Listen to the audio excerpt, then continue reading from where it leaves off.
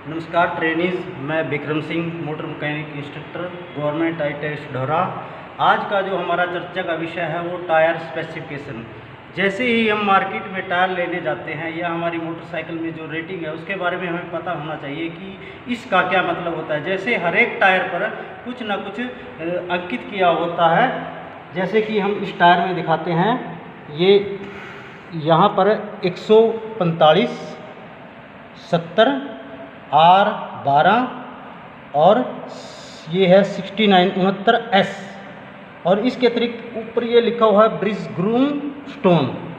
ये तो हमारा कंपनी का नाम होता है। जैसे विभिन्न प्रकार की कंपनियां हैं जो मोटरसाइकिल या किसी कार या किसी भी वाहन के टायर बनाती हैं, जैसे ब्रिज स्टोन है, MRF है, सीएट है, तो ये कंपनी का नाम होगा।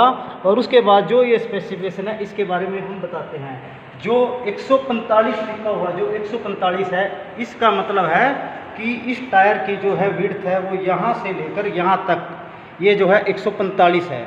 145 mm ये रीडिंग जो है हमारी mm में होती है। उसके बाद जो 70 लिखा हुआ है, वो 70 जो होता है वो टायर की हाइट होती है। वो 170 mm नहीं होता, जो 145 होता है उसका 70%। मान लीजिए यहाँ पर 150 है तो 150 का 70% जितना भी होगा वो उसकी जो है ये हमारी जो है हाइट होती है। और हाइट जो हमारे घटाने या बढ़ाने का कारण जो होता है, हाइट अगर हमारी बढ़ जाएगी तो हाइट बढ़ने से क्या है, कुशनिंग इफेक्ट है जो वो कम व ज़्यादा होता है। परंतु कंपनी क्योंकि इसको बिल्कुल अच्छी तरह एक्यूरेट इसकी जो चेकिंग करके या बिल्कुल माप तोल करके बनाती है, अगर हम इसको बढ़ाएंगे तो क्या होगा, कुशनिंग इफेक्ट जो है टॉर्क बढ़ जाएगा।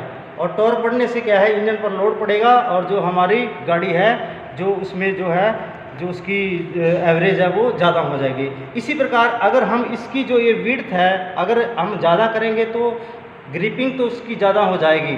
परंतु ग्रिपिंग ज़्यादा होने के कारण क्या है कि वो ज़्यादा संपर्क में रहेगी और ज़्यादा संपर्क में रहने से घर्षण बढ़ेगा और जो हमारी गाड़ी की एवरेज है वो हमारी कम हो जाएगी। तो हमें जैसे पता चल गया, 145 के बारे में पता लग गया है, 70 के बारे में पता लग गया। उसके बाद बात आती है आर की। आर का मतलब होता है, ये कंस्ट्रक्शन से संबंधित है। या तो रेडियल, दो प्रकार की कंस्ट्रक्शन होती है, एक रेडियल और दूसरी क्रॉस। अगर आर लिखा है तो इसका मतलब है कि ये टायर इसमें जो है रेडियल टाइप की कंस्ट्रक्शन है। और अगर कुछ नहीं लिखा तो इसमें जो है वो क्रॉस टाइप की कंस्ट्रक्शन है।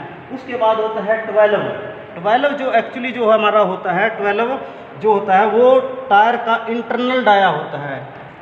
दूसरे मायने में इसको समझो कि वो जो रिम का डाया है वो हमारा जो है 12, ये इंच में होता है कि जो इस गाड़ी का जो यहाँ से यहाँ तक जिस भी रिम में फिट होनी है वो 12 इंच का है।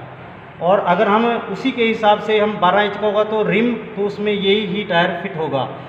तो उसके बाद जो आता है हमारे पास 69 का मतलब जो होता है कि इसकी जो है लोड कैपेसिटी, इसकी एक तालिका बनी होती है मैन्युफैक्चर के निर्माता के अनुसार।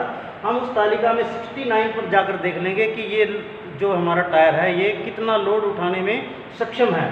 और जब लास्ट में आता है ये होता है स्पीड रेटिंग एस इसकी भी एक तालिका बनी होगी कि ये कितनी स्पीड तक, 100 की स्पीड तक, हमें 100 की स्पीड का टायर चाहिए या हमें 150 तक स्पीड चाहिए या हमें 80 से ज़्यादा नहीं चाहिए। तो ये स्पीड रेटिंग की भी एक तालिका बनी होती है जो एस में हम देख लेंगे कि एस में जैसे कि ये 90 तक की स्पीड तक ही जा सकता है।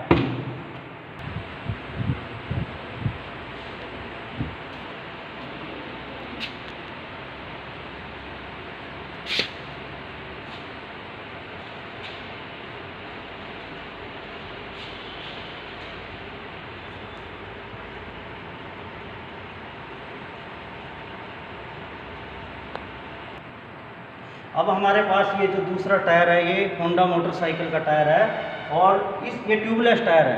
टायर दो प्रकार के होते हैं, एक ट्यूब वाला और एक विदाउट ट्यूब वाला। तो ये ट्यूबलेस टायर है। इसकी स्पेसिफिकेशन लिखी हुई है 80/100 18 MC 47P। इसके हम हर एक के बारे में अलग अलग बताएंगे। 80 जो है 80 उसी प्रकार से फिर हमारी टायर की विड्थ आ जाएगी कि हमारी टायर की विड्थ कितनी है, 80 है।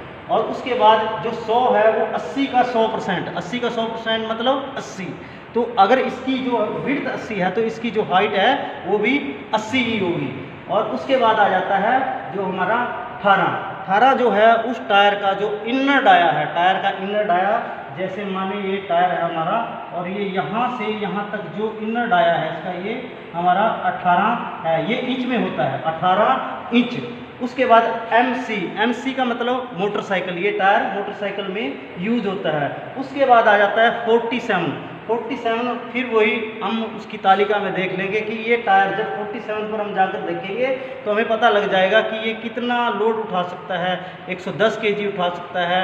उसमें जैसे अगर ये 47 की जगह कुछ और आ जाए, 60 आ जाए, तो हम 60 में जाके देखेंगे वो ज़्यादा लोड उठाएगा।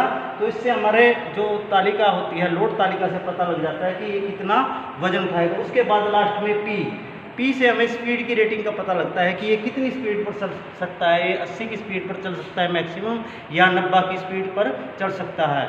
आज के टॉपिक में हमारे पास बस यही टायर के बारे में, और नेक्स्ट वीडियो हम फिर आपके लिए किसी अन्य विषय में बनाएंगे। धन्यवाद।